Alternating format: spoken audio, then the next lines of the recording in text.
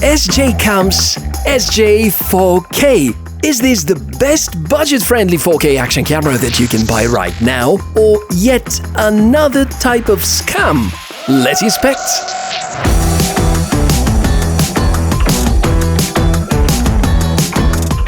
Hey everybody, good to meet you. Michael is my name, and what we do here on the channel is to inspect fresh and cool tech, and there's something brand new coming from the company SJCAM, model called SJ4K. Remember, SJ4K. This is really important until the end of the episode. So SJCAM as a company, maybe 6-7 years ago, has been almost equivalent in terms of quality to certain GoPro models, and they were really pushing GoPro towards innovations because they have released the SJ4000, followed by the SJ4000 Wi-Fi, then SJ6, SJ7, fantastic action cameras with really awesome features, and ever since there has been a decline.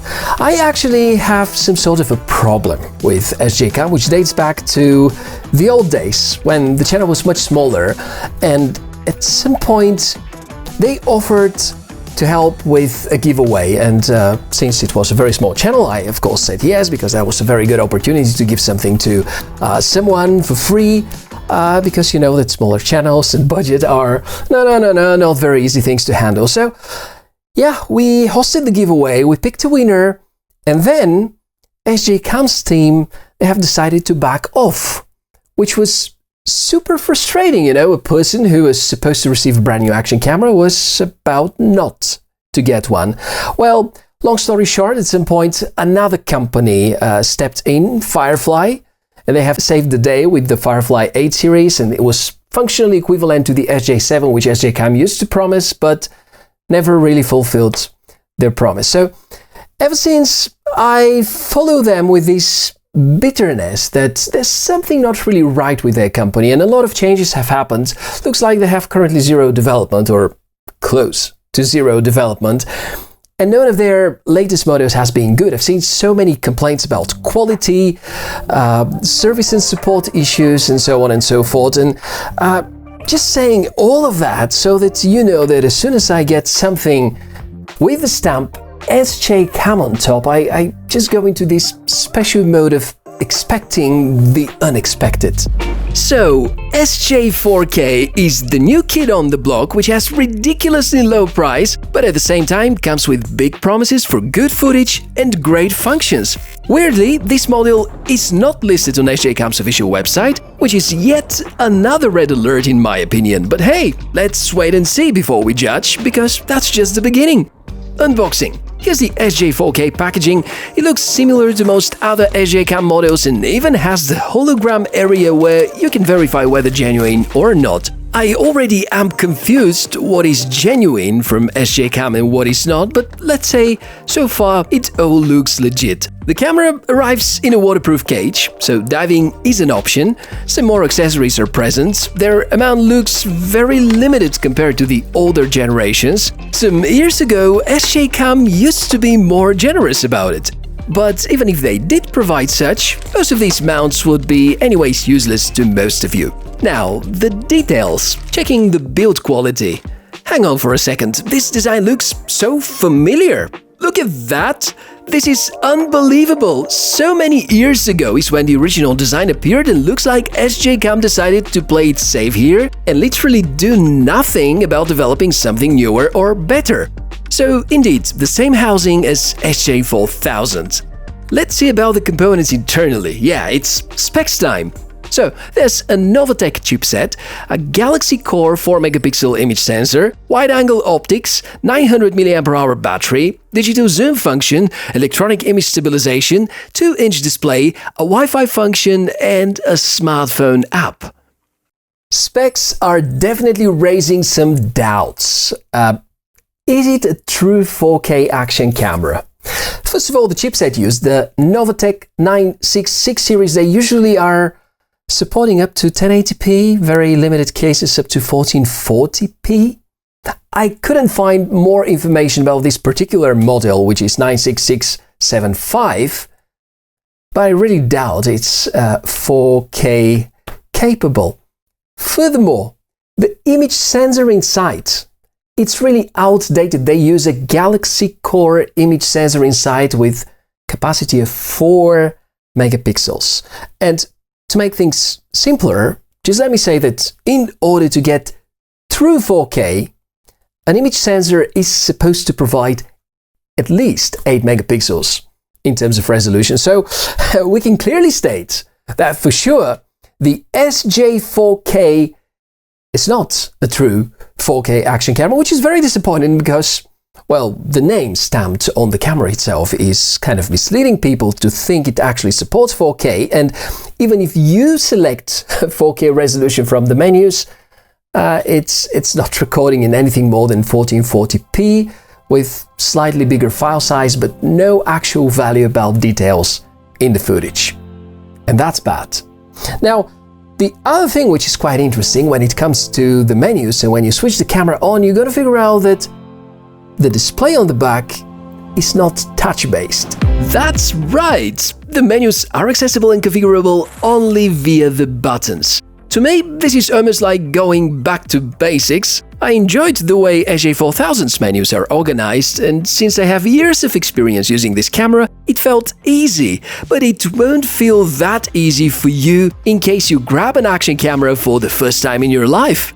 You can switch between modes using the main button and then go up and down to the menus. To select something, use the shutter button. Most of the settings are easy to understand, have few different options to choose from, and are easy to access. They feel not too much different compared to the older brother, or in this case grandfather, like the SJ4000. Since I don't have more to say about this, let's get to analyze some footage. SJCAM promised resolution supports up to 4K, which we agreed is more or less interpolated 1080p. Not too bad, however shaky. In time, I realized that the EIS function, meaning electronic image stabilization, is almost worthless. You can see the comparison to an action camera with good electronic image stabilization. This is the latest GoPro. Its stabilization is that good ever since GoPro implemented the improvements in GoPro Hero 6 around 5 years ago. Hard for me to find the right words to express the disappointment in this area. It is among the most important for good image quality aspects. As stated already, the so-called 4K is nothing that you will praise too much simply because it doesn't seem to be true 4K. 1080p 60 frames per second is actually not that bad if we put aside the fact it looks not stabilized at all, but in 60 frames per second, most cheap action cameras will struggle with EIS no matter the resolution. The old SJ4000 series had their major advantage in low light performance because of the image sensor with just 2 megapixel resolution inside. If we compare to SJ4K, you can see the results, and I'm curious to hear about your opinion. Which of the videos do you like better? Comment below please, which of these action cameras has the better low light performance? Right, theory and specs meet real life experience, and if you're wondering why am I not holding the camera and walking, it's because the electronic image stabilization on the SJ4K is so poor that, let me show you, it's probably going to look like as if I'm recording this with a camcorder in the early 90s. Well, not that SJ4000 is any better, but the thing is that it used to be produced in 2015, and now in 2022 we have a lot better technologies with a lot better image stabilization. Now, is the microphone quality as bad as the footage? And by the way, we can easily compare with an external solution, which funny enough is more expensive than the camera itself, but I always would recommend you, if you want to do some vlogging, get some proper audio. Something external would be the better solution. And anyways, what do you think about the inbuilt microphone in the SJ4K by SJCAM? Comment below.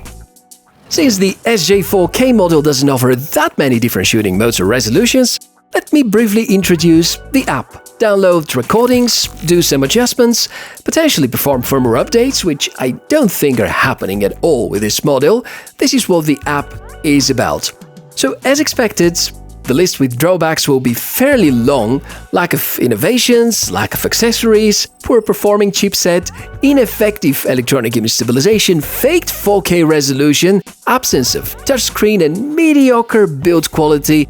and probably a lot more which are not really worth mentioning right now. If this is what SJCAM can provide you 7 years after the release of SJ4000, I'm really concerned about the future, and doesn't feel like the same company that provided to us the remarkable SJ6 and SJ7 series, and even the SJ9, which was not that bad.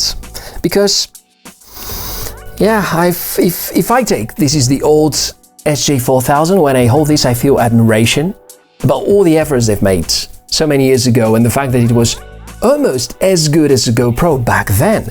And how SJ4K, so many years later, using the same housing and actually misleading people that it's a 4K action camera while it's not, that's quite a shame. Therefore, I can't really recommend to you the SJ4K because of the many reasons I've just mentioned. But of course, if you're absolutely sure you want to buy one of these, it's going to be linked somewhere in the description together with some other better choices, at least in my opinion, for good action cameras in 2022. So that's everything about today's episode, hopefully useful and you learned something new. And if that's the case, probably you can like the video. Feel free to comment below whatever you think of SJCAM, and in case you have any other follow-up questions. And I invite you to get subscribed to this channel for more cool tech inspections. My name is Michael. Look forward to seeing you again in just a few days. Bye!